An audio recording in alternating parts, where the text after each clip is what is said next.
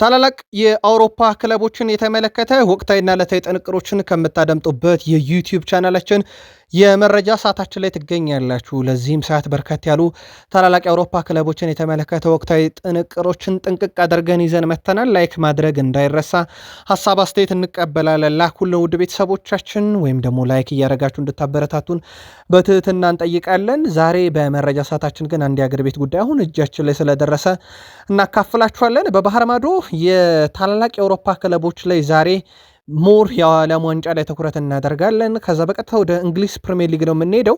በእንግሊዝ ፕሪሚየር ሊግ እናንተን የሚያሳትፉ መረጃዎችን ይዘናል። በታላላቆቹ የፕሪሚየር ሊግ ክለቦች ሲቲ ከአንድ ሰው ጋር ሊለያይ መሆኑ እርግጥ ሆኗል። የቡድን ዜና በማንቸስተር ሲቲ በኩል ለሲቲ ደጋፊዎች እናካፍላለን። ከሲቲ ጋር ፍልሚያ ስላለበት ቼልሲ ተጨማሪ መረጃዎችን ይዘናል። የቡድን ዜናና የአሰልጣኝ ሹምሽር ሂደቱ በስፋት እየተጠበቀ ስለሆነ በጉዳዩ ላይ ተጨማሪ መረጃ እናካፍላችኋለን። በሊቨርፑል እቀጥላለሁ እርግጠኛ ነኝ፣ እናንተም እርግጠኛ ሁኑ ብሏል አርኔ ስሎት። ሳላህ ለመጫወት ይደርሳል፣ መረጃ ተካቷል። የእሳቸው ጋዜጣዊ መግለጫም በቡድን ዜና ባለፉት ጨዋታና በቀጣይ ጨዋታ ዙሪያ በርካታ የሚሉት ነገር አለ። ተጨማሪ ጥንቅሮችን እናካፍላችኋለን። በአርሰናል የመረጃ ሰዓታችን ላይ ውድ ቤተሰቦቻችን የመድፈኞቹ አሰልጣኝ ሚኬል አርቴታ ጋዜጣዊ መግለጫ ሰጥተው እጃችን ላይ ደርሷል። አንዱ በሳምንቱ መጨረሻ የሚገኙና የማይገኙ ተጫዋቾች ናቸው። ሌላኛው ደግሞ በዋንጫ ጉዞ ዙሪያ እሳቸው የሰጡት ጋዜጣዊ መግለጫ ነው፣ በስፋት ተይዟል። የቡድን ዜና እናካትታለን። ለደጋፊዎቻቸውም ጥሪ ያቀርበዋል። በአርሰናል የመረጃ ሰዓት ከምትከታተሉት ውስጥ ነው። በማንቸስተር ዩናይትድ ወቅታዊ ጉዳዮችን ስናነሳ ሞር የቡድን ዜና ነው በስፋት የምናደርሳችሁ። ወቅታዊ ማይክል ካሪክ ሹመትን ጉዳይ በተመለከተ እንደዚሁም በቀጣይ በማንቸስተር ዩናይትድ ረጅም ጊዜ እንዲቆይ የሚፈለግ ተጨማሪ ሰው እንነግራችኋለን። የቡድን ቁልፍ ተጫዋቾች ብራያን ቤሞ፣ ኮቢ ማይኖ እና ዝውውር ላይ ትኩረት እናደርጋለን። ላይክ ማድረግ በቂ ነው። ሀሳብ አስተያየት ከጨመራችሁልን እንቀበላለን። እስከ ፕሮግራማችን ፍጻሜ ግን ስትቆዩ ላይክ ማድረግ እንዳይረሳ። በአገሬ ቤትን ጀምሮ ውድ ቤተሰቦቻችን የሊጉ መሪ ሲዳማ ቡና ተሸንፏል። ዛሬ ውድ ቤተሰቦቻችን ሲዳማ ቡና በሃዲያ ሆሳና ነው 1-0 በሆነ ውጤት የተሸነፈው። በጨዋታው ደስታ ዋሚሾ በ62ኛው ደቂቃ ላይ ነው የሃዲያ ሆሳናን ድል የማድረጊያ ግብ ከመረብ ማዋሃድ የቻለው። ሲዳማ ቡና በነገራችን ላይ ተከታታይ ሶስተኛ ሽንፈቱን ነው ያስተናገደው። የሊጉ መሪ በ55 ነጥብ አሁንም ሊጉን እየመራ ነው በጊዜያዊነት። ሃዲያ ሆሳና በ41 ነጥብ 10ኛ ነው። ማክሰኞ ሃዲያ ሆሳና ከኢትዮጵያ ንግድ ባንክ፣ ሐሙስ አርባ ምንጭ ከተማ ከሲዳማ ቡና በኢትዮጵያ ፕሪሚየር ሊግ እንዲሁ ጨዋታቸውን የሚያከናውኑ ይሆናል። ሲዳማ ቡና ግን ተከታታይ ነጥብ መጣሉ ምናልባትም ድንገት ለረጅም ጊዜ የመራውን የኢትዮጵያ ፕሪሚየር ሊግ እንዳያጣው በርካቶች ስጋት አላቸው። በአውሮፓ መረጃችን የዓለም ዋንጫ እንመልከት። በቀጣይ 2026 የዓለም ዋንጫ ውድድር ፍጻሜ አዲስ ነገር እንደሚኖር ይፋ ተደርጓል። በዘንድሮ ዓለም ዋንጫ ፍጻሜ ረፍት ሰዓት ላይ እንደ አሜሪካው ታዋቂ ሱፐር ቦል ፍጻሜ ጨዋታ አይነት ሙዚቃ ዝግጅት ይዘጋጃል ተብሏል። በፍጻሜው ረፍት ሰዓት የሚኖረው የሙዚቃ ትዕይንት ታዋቂዎቹን ሻኪራ፣ ማዶና እና ቢቲኤስ ተጣምረው ያደምቁታል የሚል መረጃን የወጣው። ይህንንም ተከትሎ የፍጻሜ ጨዋታው እረፍት ሰዓት ከተለመደው 15 ደቂቃ ከፍ ይላል ተብሎ ይጠበቃል። ዓለም ዋንጫ ውድድር መካሄድ ከጀመረ ከ1930 ወዲህ ለመጀመሪያ ጊዜ በፍጻሜ እረፍት ሰዓት ላይ እንዲህ አይነት ዝግጅት የሚቀርብ ይሆናል። የዓለም ዋንጫ ፍጻሜ ጨዋታው በአሜሪካው ኒው ጀርስ ግዙፉ ሜት ላይፍ ስቴዲየም ይካሄዳል። ውዱ የዓለም ዋንጫ፣ ብዙ ግርግር የበዛበት የዓለም ዋንጫ፣ ፖለቲካም እንዲሁ ስፖርታዊ ጉዳዮችም ውዝግብ ያላጣው የዓለም ዋንጫ አዲስ ነገር ጨምሮ እየመጣው ነው እያለ ይገኛል። የዘንድሮ የዓለም ዋንጫ በብዙ መንገድ አነጋጋሪ እንደሆነ ይታወቃል። በቀጥታ ወደ እንግሊዝ ፕሪሚየር ሊግ እንሻገር። በእንግሊዝ ፕሪሚየር ሊግ እናንተ ውድ አድማጮቻችን ከሚያሳተፍ መረጃ ነው የምንጀምረው። ውድ ቤተሰቦቻችን የእንግሊዝ ፕሪሚየር ሊግ የ2025/26 የውድድር ዘመን የዓመቱ ምርጥ ተጫዋቾች እጩ ይፋ ተደርጓል። የእናንተ መርጣችሁ በሀሳብ መስጫ ሳጥናችን ላይ ላኩልን። የእንግሊዝ ፕሪሚየር ሊግ የ2025/26 የውድድር ዘመን የዓመቱ ምርጥ ተጫዋች እጩ ብሩኖ ሚጌል ፈርናንዴስ ከማንቸስተር ዩናይትድ፣ ጋብርኤል ማጋሌሽ ከአርሰናል፣ ሞርጋን ጊብስ ዋይት ከኖቲንግሃም ፎረስት፣ ኤርሊንግ ብሮት ሃላንድ ከማንቸስተር ሲቲ፣ ዳቪድ ሪያ ከአርሰናል፣ ዴክላን ራይስ ከአርሰናል፣ አንቶኒዮ ሴሜኔ ከማንቸስተር ሲቲ፣ ኢገር ቲያጎ ከብሬንትፎርድ። እነኚህ 8 ተጫዋቾች የእንግሊዝ ፕሪሚየር ሊግ የዓመቱ ምርጥ ተጫዋች እጩ ሆነው የቀረቡ ናቸው። ውድ ቤተሰቦቻችን ለእናንተ በዓመቱ ከነኚህ 8 እጩዎች ውስጥ ማን ነበር? በዚህ ዘርፍ አርሰናል 3 ተጫዋቾችን በማስመረጥ ቀዳሚ ሲሆን ሲቲ 2 አስመርጧል። ዩናይትድ፣ ኖቲንግሃም እና ብሬንትፎርድ አንዳንድ ተጫዋች አስመርጠዋል። የፕሪሚየር ሊግ የዓመቱ ምርጥ አሰልጣኝም እጮች ይፋ ተደርጓል። በጣም አነጋጋሪ አንድ እጩ አለ። የእንግሊዝ ፕሪሚየር ሊግ 2025/26 የውድድር ዘመን የዓመቱ ምርጥ አሰልጣኝ እጩ ይፋ ሲደረግ የብሬንትፎርዱ ኬት አንድሪው፣ የአርሰናሉ ሚኬል አርቴታ፣ በጣም አነጋጋሪው ለአጭር ጊዜ ዩናይትድን ያሰለጠነው ማይከል ካሪክ የዓመቱ ምርጥ አሰልጣኝ እጩ ውስጥ ተካቷል። ፔፕ ጋርዲዮላ ከማንቸስተር ሲቲ፣ አንዲ ኤራኦላ ከበርንማውዝ እና ሪጌሌ ቤሪስ ከሰንደርላንድ እነኚህ 6 አሰልጣኞች በዓመቱ ምርጥ እጩ ሆነው የቀረቡ ናቸው። በምርጥነት በዩቲዩብ ገጻችን ላይ የምትገኙ ወደ ቤተሰቦቻችን ለእናንተ የዓመቱ ምርጥ አሰልጣኝ ማን ነው መርጣችሁ በሀሳብ መስጫ ሳጥናችን ላይ ላኩ። ያው በርካቶችን በጣም የሚያስገርመው የካሪክ መካተት ነው። በእርግጥ ካሪክ ድንቅ ስራ ሰርቷል፣ ግን የካሪክን ብቃት በጣም የሚያጎላው እነኚህ ሁሉ አሰልጣኞች ዓመቱን ሙሉ ያሰለጠኑ ናቸው። ውድ ቤተሰቦቻችን እንዳለ አሰልጣኞች ካሪክ በአጭር ጊዜ ውስጥ ባመጣው ለውጥ ምክንያት እጩ ሆኖ መቅረብ የቻለበት መንገድ አሰልጣኙን በብዙ እንዲወደስ ያደረገ ነው። ሲቲ ደረስን። ከፔፕ ጋርዲዮላ ጋር ለረጅም ጊዜ የቆዩት የማንቸስተር ሲቲ ፊትነስ አሰልጣኝ ሎሬንዞ ቡናቬንቱራ ክለቡን ሊለቁ መሆኑ ተረጋግጧል። አሰልጣኝ ሎሬንዞ ቡናቬንቱራ ከአሰልጣኝ ፔፕ ጋርዲዮላ ጋር 15 ዓመት ሰርተዋል። አሰልጣኙ በውድድር ዘመኑ መጨረሻ ከማንቸስተር ሲቲ ጋር እንደሚለያዩ ተገልጿል። በተጨማሪም የግብ ጠባቂ አሰልጣኝ ዣቪ ማንሴስዶር በዓመቱ መጨረሻ ውላቸው ሲያበቃ ክለቡን እንደሚለቁ ተረጋግጧል። የግብ ጠባቂ አሰልጣኝ ዣቪ ማንሴስዶር ከአሰልጣኝ ፔፕ ጋርዲዮላ መምጣት በፊት ነበረ ክለቡን የተቀላቀሉት። የክለቡ ነባር አሰልጣኞች መልቀቅ አሰልጣኝ ፔፕ ጋርዲዮላ በማንቸስተር ሲቲ የመቆየታቸው ነገር እንዳበቃለት ማሳያ ነው ይላል የዘ አትሌቲክ መረጃ። የእሳቸው ሲቲን መልቀቅና የአሰልጣኝ ማሬስካ መምጣት እውን ሊሆን እንደሚችል ገና ማሬስካ ቼልሲ ሳሉ በሰበር ነግረናችሁ ነበር። አሁን ያሰበር መረጃ ስር እየያዘ ስር እየሰደደ በርካታ የጋርዲዮላ ስር ሹመኞች እየለቀቁ ነው። ዋናው ሰው ጋርዲዮላም በዚህ ዓመት ለመልቀቃቸው ፍንጭ ነው እየተባለ ነው። ምን እየተሰማችሁ ነው? ሲቲውያን መረጃው እርግጥ እየሆነ የመጣ ይመስላችኋል? ይጻፉልን። ጆሽኳ ግቫርዲዮል ስሜን በቋሚ ተሰላፊ ዝርዝሩ ሳየው እጅግ በጣም ነበር የተገረምኩት፣ ምክንያቱም አልጠበቅኩትም ብሏል። ከረጅም ጊዜ በኋላ ከጉዳት ተመልሶ ለሲቲ ጨዋታ አረገ። ወደ 58 ደቂቃ አካባቢ ሜዳ ላይ ማሳለፍ ችሎ ነበር። የጨዋታው ልዩነት ያው ምንም ጥያቄ የለውም ፎደን ነበረ። በፔፕ ጋርዲዮላ ስር በፕሪሚየር ሊግ 100 እና ከዛ በላይ ጎሎች ለቀጥታ ተሳትፎ ማድረግ የቻለ 5ኛው ተጫዋች የሆነበት ምሽት ነበረ ፊል ፎደን። ከዚህ በፊት ኬቨን ደብሮይና 134፣ ሃላንድ 135፣ ራሂም ስተርሊንግ 125፣ ሰርጂዮ ኩን አጌሮ 103 የግብ አስተዋጽኦ ነበራቸው። አሁን ፎደን 101 በመድረስ ሌላኛው ሰው ሆኗል በፔፕ ጋርዲዮላ ስር። በፔፕ ስር ብዙ የሊግ ጨዋታ በማድረግ ደግሞ ቤርናንዶ ሲልቫን የሚስተካከል የለም። 302 ኤደርሰን ሞራይስ 276 አድርጎ ነው ክለቡን የለቀቀው። ፎደን 263ኛ ሆኗል። ኢልካይ ጉንዶዋን 221 ጨዋታ አድርጎ ክለቡን እንደለቀቀ ይታወቃል። ዎከር 212 ጨዋታ አድርጎ ክለቡን ለቋል። አሁን እየተጫወቱ ከሚገኙት ቤርናንዶ ሲልቫና ፎደን ናቸው በፔፕ ጋርዲዮላ ስር በርካታ ጨዋታ ያደረጉት። ምናልባትም ያው ጋርዲዮላ በዚህ ዓመት መጨረሻ መልቀቃቸው አይቀርምና በዚሁ የሚቀጥል ይመስላል ቁጥሩ። ከዛ በዘለለ በአሰልጣኝነት ዘመናቸው እሳቸው 3ኛ በታች ጨርሰው የማያውቁት ጋርዲዮላ በታሪካቸው 2 ተከታታይ ዓመትም ዋንጫ አጥተው ያውቁም። የሊግ ዋንጫ ምናልባት ዘንድሮ አጥተው ክለቡን እንዳይለቁ በርካቶች ሰግተውላቸዋል።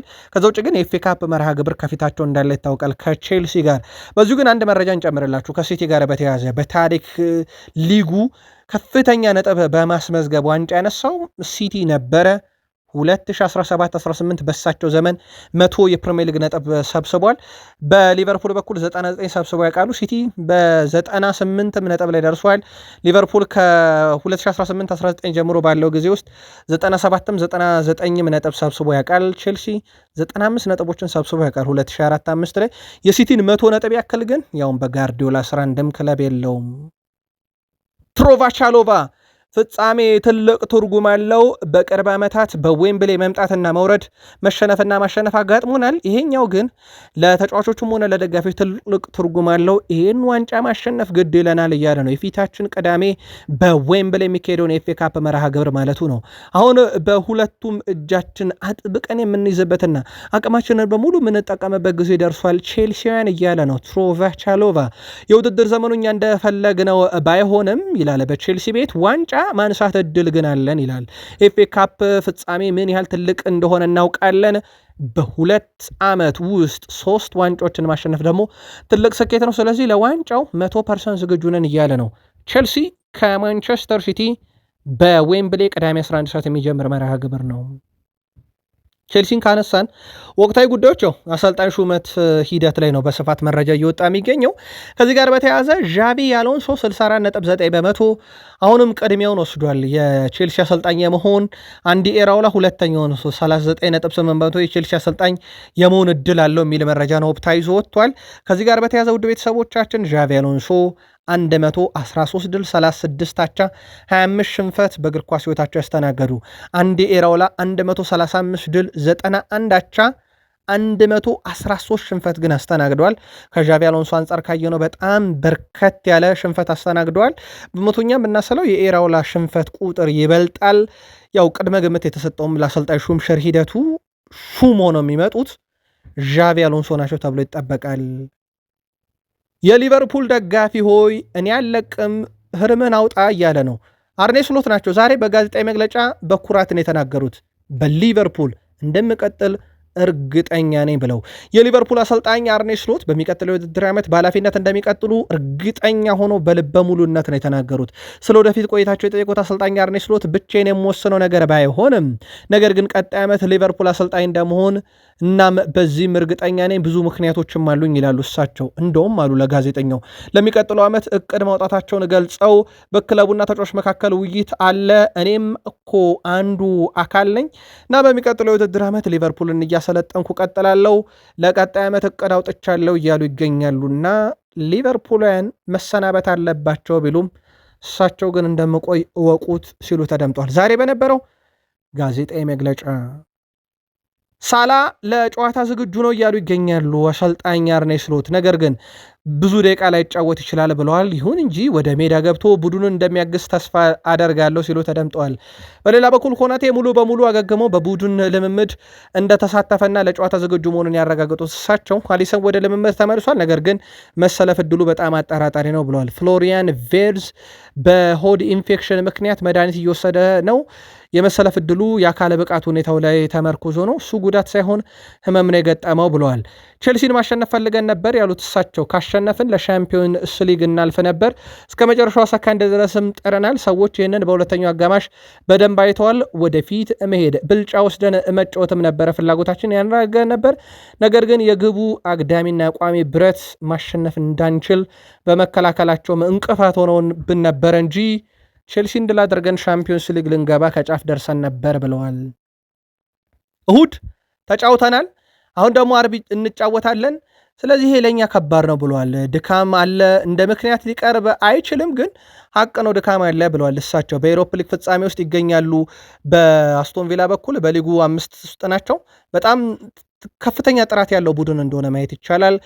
ከፍተኛ ብቃት ያላቸው ጥሩ ተጫዋቾችም የያዘ ሰፊ ስብስብ አላቸው አስቶን ቪላዎች። ይህ ከሌለ እንዲህ መድረስ አትችልም። የአውሮፓ ሊግ ፍጻሜ ደርሰዋል፣ 5ኛ ደረጃ ላይ ናቸው። በጣም ጠንካራ ቡድን መሆኑን ያሳያልና ለዚህ ጥሩ ዝግጅት ማድረግ ይጠበቅብናል ብለዋል እሳቸው። ጥሩ ነገሩ ጉዳቶች ቢኖሩም ያን ያህል ግን የከፋ ነገር አይደለም። ለአርብ ረቡዕና እሁድ ጨዋታ ሙሉ በሙሉ ዝግጁ የሆኑ ተጫዋቾችም እኛም እነሱም ጋር አሉ። ቆንጆ ጨዋታ እናያለን ብለዋል። ዋና ህልማቸውም ጨዋታውን ድል አድርገው ወደ ሻምፒዮንስ ሊግ መግባት መሆኑን አረጋግጠዋል። የመድፈኞቹ አሰልጣኝ ሚኬል አርቴታ ዩሊያን ቲምበር ከበርንሌ ጨዋታ ውጭ መሆኑን አረጋግጠዋል። በእርግጥ የአርሰናል ደጋፊዎች በጣም ያሳሰባቸው የአውሮፓ ሻምፒዮንስ ሊግ የፍጻሜ ጨዋታ ነው። ምናልባት ፕሪሚየር ሊጉን ሊወጡበት የሚችሉ ሌሎች አማራጮችን በነ ሞሽኬራ ሊጠቀሙ ይችላሉ።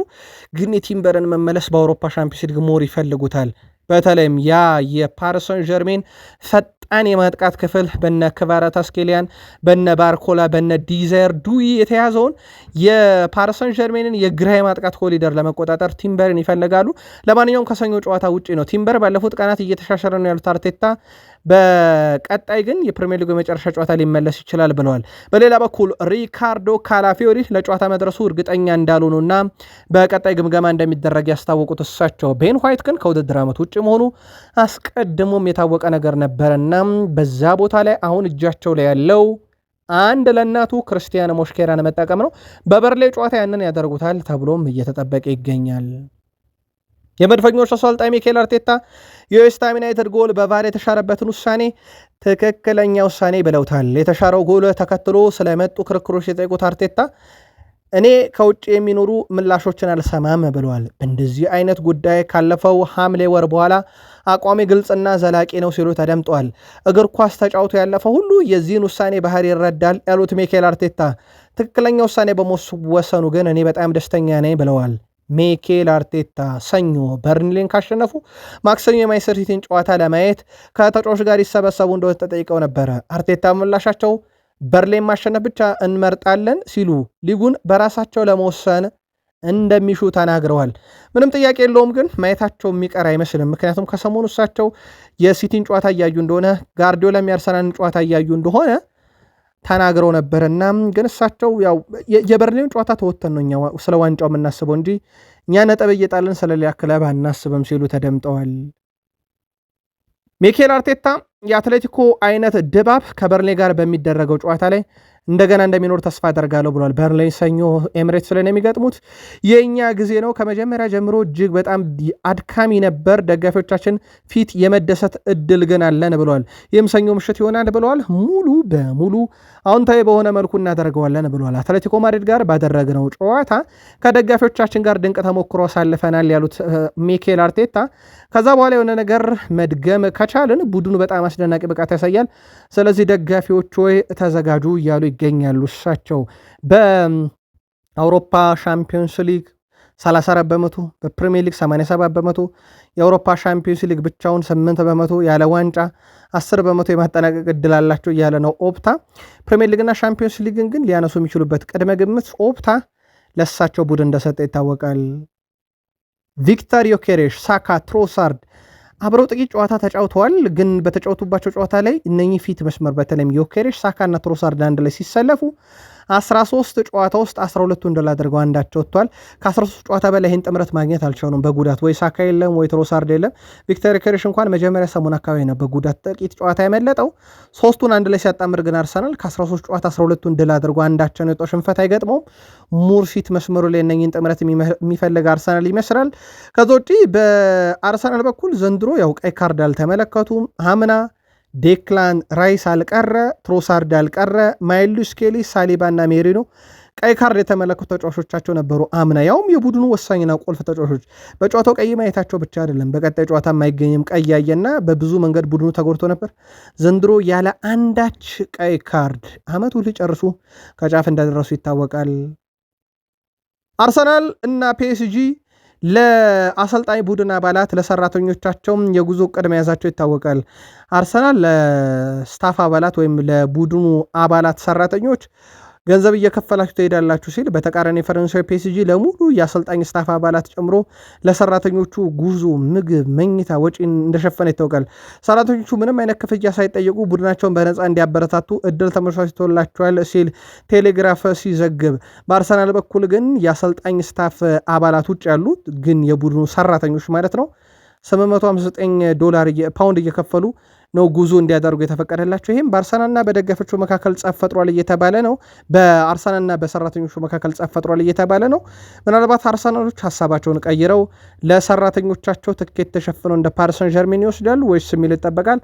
ፓሪስ ሰን ዠርሜን ግን ያው በነዳጅ ብር ወይም ፔትሮ ዶላር የናጠጡ ሰዎች የክለቡ ባለቤት እንደሆኑ የሚዘነጋ አይደለም። ማንቸስተር ዩናይትድን በተመለከተ ያው ወቅታዊ ጉዳዮች የካሪክ ቋሚ አሰልጣኝ ሆኖ የመሾም ነገርን በተመለከተ እንደሆነ ይታወቃል። ከዚህ ጋር በተያያዘ ዴቪድ ኦርንስቴ ቡድኑ አሁን ላይ በተሻለ ሁኔታ እየተገነባ ነው ያለ ሲሆን በእኔ እይታ ይላል ዴቪድ ኦርንስቴ ዝውውር ምልመላው በጥሩ ሁኔታ ተሻሽሏል ብሏል። እነ ብሪያን ቤሞ፣ እነ ማቲያስ ኩኛ፣ ላመንስ፣ ነሼሽኮ ብትመለከቱ አንዳንድ የክለቡ የዝውውር ውሳኔዎች ውጤት ማምጣት መጀመራቸውን ማሳያ ነው ብሏል። በፊት አሰልጣኙ ተጫዋቾችን መምረጥ ረገድ በጣም ሰፊ ስልጣን ይሰጠው ነበር። ለምሳሌ አሰልጣኝ ኤሪክ ቴን ሃግ ዘመን ይህ በክለቡ ላይ ከሚሰነዘሩ ዋና ዋና ትችቶች አንዱ ነበር። በተወሰነ መልኩ ቢሆን ይህ ሁኔታ በሩበን አሞሪም ላይ ይሰራ ነበረ። አሁን ግን በግልጽ ከዚህ አሰራር ለመውጣት እየሞከሩ ነው። እርግጥ ነው እስካሁን ሙሉ በሙሉ ስኬታማ ሆኗል ማለት ባይቻልም፣ ነገር ግን ማንቸስተር ዩናይትድ የሄደበት ርቀት በዝውውር መስኮቱ ላይ በጣም ጥናት የተሞላበት ነውና ዘንድሮ የሚፈጸሙ ዝውውሮች በተመሳይ በጣም ሰፊ ጥናት ይደረግባቸዋል ብሏል። እንደ ከዚህ ቀደሙ ስህተት የሆኑ ዝውውሮች በዩናይትድ ላናይ እንችላለን እያለ ነው ዴቪድ ኦርኔስቴ። ከማይክል ካሪክ ሹመት ጋር ተያይዞ የሚነሳው አሉታዊ አስተያየትም ሆነ ከኦሌ ጉናር ሶልሻየር ጋር የሚደረገው ንጽጽር በፍጹም አልገባኝም እያለ ነው ሴሜን ስቶንስ። ኦሌ ጉናር ሶልሻየር በሊጉ 3ኛና 2ኛ ሆኖ አጠናቆ ነበር። ማንቸስተር ዩናይትድ ግን ያለፈውን የውድድር ዘመን የጨረሰው 15ኛ ደረጃ ላይ ሆኖ ነው። ማንኛውም የአሰልጣኝ ሹመት የራሱ የሆነ አደጋ አለው። ካሪክ ግን በእርግጠኝነት እድሉ ሊሰጠው ይገባል እያለ ነው ሴሜን ስቶንስ። ከዚህ ጋር በተያያዘ ፋብሪዚዮ ሮማኖ ማንቸስተር ዩናይትድ በርካታ እንቅስቃሴዎች ወይም ዝውውሮች ሊኖሩ ይችላሉ፣ በሻምፒዮንስ ሊግ ተሳታፊ መሆኑ ደግሞ ተጫዋቾች ለመሳብ ይጠቅመዋል፣ የካሪክም ቋሚ ይሆናል የሚለው መረጃ ከወጣ በኋላ የካሪክ የጨዋታ እቅድ ውስጥ መካተት የሚፈልጉ በርካታ ተጫዋቾች አሉና ዩናይትድ ይሄኛውን ዩናይትድ በርካቶች ይፈልጉታልና በዝውውር መስኮቱ ላይ የራሱ የሆነ ተጽዕኖ ይኖረዋል እያለ ነው የካሪክን ሹመት በተመለከተ ፋብሪዚዮ ሮማኖ። ማንቸስተር ዩናይትድ ስቲቭ ሆላንድ በክለቡ ለረጅም ጊዜ ለማቆየትም ይፈልጋል ተብሏል። ከማይክል ካሪክ ጋር በመሆን አዲስ ኮንትራትም ሊያቀርቡ ነው እየተባለ ነው ለስቲቭ ሆላንድ ስራ በክለቡ ውስጥ ጠንካራ ስሜት የፈጠረ ሲሆን ባለፉት ጥቂት ወራት ስለተመዘገቡ ውጤቶችም የእሳቸው አስተዋጽኦም ከፍተኛ ነው ይላል የስካይ ስፖርት ዘገባ። መጀመሪያ ላይ ባለሙያው ለ6 ወራት ብቻ ለመቆየት አቅዶ የነበረ ቢሆንም ዩናይትድን ግን አብሮ መስራት ጊዜው እንዲራዘም በፈለጉት ምክንያት ነበር እስካሁን የቆየው። ስቲቭ ሆላንድ በካሪክ ስር በጣም ጥሩ ጊዜ አብረው እያሳለፉ ነው። እናም የካሪክ ሹመት ውስጥ አንዱ እንዲካተት የሚፈልጉትና ዩናይትዶች አብሮ እንዲሰራ የሚፈልጉት ስቲቭ ሆላንድ ነው። በክለቡ የረጅም ጊዜ ኮንትራት ይቀርብለታልም ተብሎ ይጠበቃል። ይሄም የካሪክን ሹመት እውን መሆኑን ማሳያ ነው። በእርግጥ የካሪክ ሹመት በቀጣይ ሳምንት ይጸድቃል ተብሎ ይጠበቃል። ብሪያን ቤሞ ከልጅነት ጀምሮ በዓለም ላይ ምርጥ እግር ኳስ ተጫዋች መሆን እፈልግ ነበረ ወይም የተዋጣለት እግር ኳስ ተጫዋች መሆን እፈልግ ነበር። በሚቀጥለው ውድድር ዘመን ራሴን በበርካታ መድረኮች እንደማይሳረጋግጥ ደግሞ በጣም ነው ደስ ያለኝ ብሏል። በተለይም በሻምፒዮንስ ሊግ የራሴን ለማሳየትና ክለቡን ለመርዳት የተቻለኝውን ሁሉ አደርጋለሁ፣ የምመኘው ጊዜ በዩናይትድ ደርሷል እያለ ይገኛል። ከወዲህ ደግሞ እንደ ኮቢ ሜኑ ያለ ተጫዋች የፕሪሚየር ሊጉ የዓመቱ ምርጥ ወጣት ተጫዋች ውስጥ የታጨ ተጫዋች ሆኗል። ኮቢ ሜኖም ልክ እንደ ካሪክ ሁሉ በአጭር ጊዜ ነው ይህንን ማሳካት የቻለው። ካሪክ የወሩ ምርጥ አሰልጣኝ እጩ ሲሆን በአጭር ጊዜ ዩናይትድ ቆይታው ነው። ኮቢ ሜኖም በአጭር ጊዜ የዩናይትድ የመጫወቻ ጊዜ ማግኘት ሂደት ነው። ምክንያቱም ከካሪክ ጋር ተመሳሳይ ጊዜ ነው በዩናይትድ የተመለከትናቸው። ምክንያቱም ኮቢ ሜኖ በሩበን አሞሪም ስር እድል የማያገኘው ተጫዋች እንደነበረ የሚዘነጋ አይደለም። አሁን ግን በጣም ወሳኝና ቁልፉ ተጫዋች ሆኗል። ኮቢ ሜኖም ለፕሪሚየር ሊግ የዓመቱ ምርጥ ወጣት ተጫዋች እጩነት ቀርቧል። ሙሉ የእጩ ዝርዝሮቹን በቀጣይ መረጃ እንመለስበታለን። ከዩናይትድ ዝውውር ጋር በተያያዘ የማንቸስተር ዩናይትዱ አምበል ብሩኖ ሚጌል ፈርናንዴስ በዌስትሃም የሚገኘው አማካይ ማቴዎስ ፈርናንዴዝን ለዩናይትድ እንዲያስፈርሙት ጥሪ በማቅረብ ረገድ ትልቁን ሀሳብ ያነሳው እሱ ነው ይላል የቴሌግራፍ ዘገባ። ብሩኖ ለክለቡ አመራሮች በሰጠው አስተያየት የሀገሩ ልጅ እና ስያሜያቸው ተመሳሳይ የሆነው ማቴዎስ ፈርናንዴዝ ሊጠቅም የሚችልበት ትልቅ አቅም እንዳለው ለዩናይትድ አስረድቷል የተባለው። በሌላ በኩል ማቲያስ ፈርናንዴዝ በቅርቡ በሰጠው ቃለ መጠይቅ ብሩኖ ፈርናንዴዝ እንደ አሪያ እንደሚመለከተውና የሱ ፈለግ መከተል እንደሚፈልግ ተናግሮ ነበረ። ዩናይትድ በክረምት ካዝሜሮ ለመተካት ከሚያደርገው ጥረት ውስጥ ማቲያስ ፈርናንዴዝን አማካይ ክፍሉ ላይ መጨመር ነው። የክለቡ ዳይሬክተር ጄሰን ሉኮክ ዝውውሩን ለመጨረስ በጣም ወሳኙ ሰው ናቸው። በተለይም ከማቲያስ ፈርናንዴዝ ጋር ባላቸው ቀረቤታ ሲባል ነበረ። ማቲያስ ፈርናንዴዝ በክረምት የዝውውር መስኮት ዌስትሃምን መልቀቁ የሚቀር አይመስልም። መዳረሻው ዩናይትድ ይመስላል። ከተጫዋቹ ፍላጎት አንጻር ምናልባትም ብሪያን ቤሞና ማቲያስ ኩኛ ልክ እንደ ፈርናንዴዝ ዩናይትድን ስለፈለጉ ነበር የመጡትና ማቲያስ ፈርናንዴዝም ብዙ ስለ ዩናይትድ አዎንታዊ ነገሮችን እያነሳ ነው። ጥያቄው ከቀረበለት አይኑን አያሸም እያለ ይገኛል። ቢቢሲ ስፖርት ላይ ነው መረጃውን ያገኘ ነው። በእርግጥ ዩናይትድ ለረጅም ጊዜ ሲከታተሉት ነበር። እዚህ ጋር በቃን። መልካም ቀን